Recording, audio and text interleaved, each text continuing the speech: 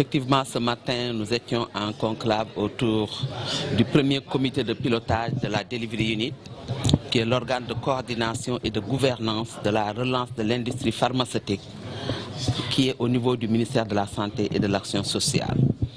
Et c'est une instance de gouvernance qui a été décriée lors de l'atelier sur la relance de l'industrie qui s'est tenu entre août et septembre 2021, où le ministère de la Santé avait porté le lead dans la mise en œuvre de cette relance.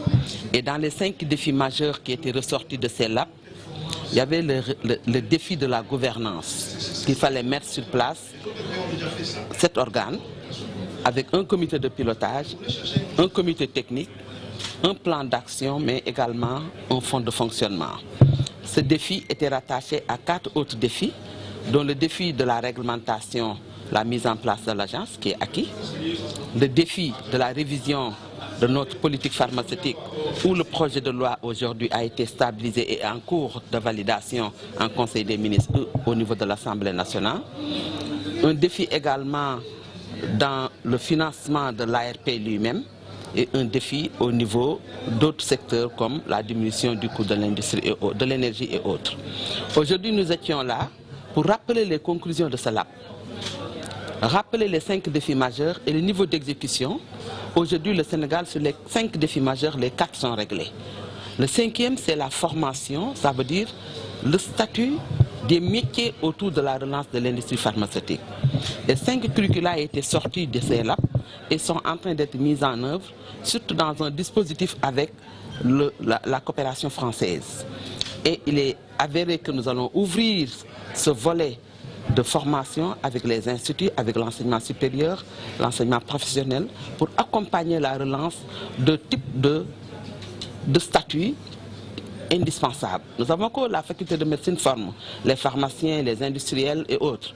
Mais il y a des corps de métiers qui manquaient, comme les techniciens en maintenance, les techniciens, les arboristes et autres. Et il faut ces corps de métiers.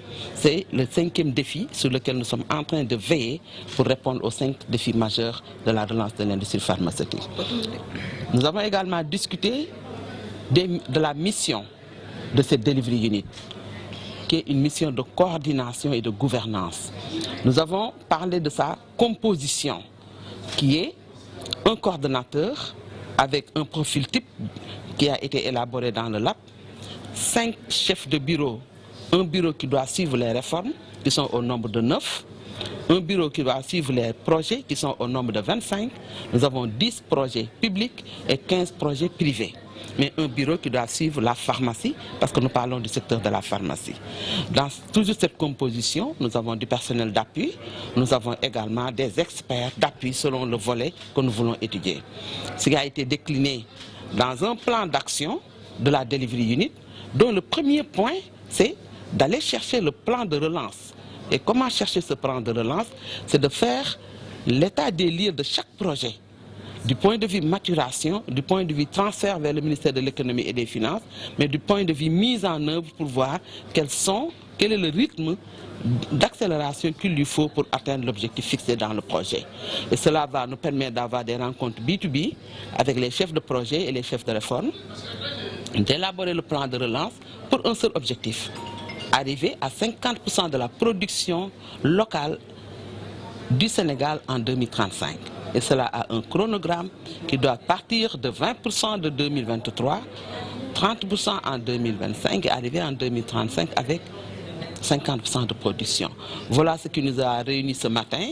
Donc on est sorti avec un plan d'action validé, un budget qui doit être finalisé et nous allons partir maintenant à la mise en œuvre. Il a été question de l'ancrage de la Delivery Unit. Au début, l'ancrage normal, c'est le cabinet du ministre de la Santé et de l'Action sociale. Mais puisque l'organisation de la Delivery Unit, avec la phase de transition, suit un peu l'ARP, parce que nous sommes en train de coordonner cette Delivery Unit, mais également de coordonner l'ARP, puisque nous sommes dans une phase d'urgence de la mise en œuvre. Mais il arrivera un moment où l'ARP va faire le bilan de la mise en œuvre de la Delivery Unit, rendre le tablier au ministère de la Santé qui va permettre à l'autonomie de ce Delivery Unit, aussi bien du point de vue fonctionnement, du point de vue RH, mais du point de vue financement. Donc voilà ce qui nous est réunis aujourd'hui et nous avions l'ensemble des partenaires techniques et financiers, l'ensemble des autres ministériels qui sont concernés par les arrêtés de mise en place et d'organisation de ce Delivery Unit.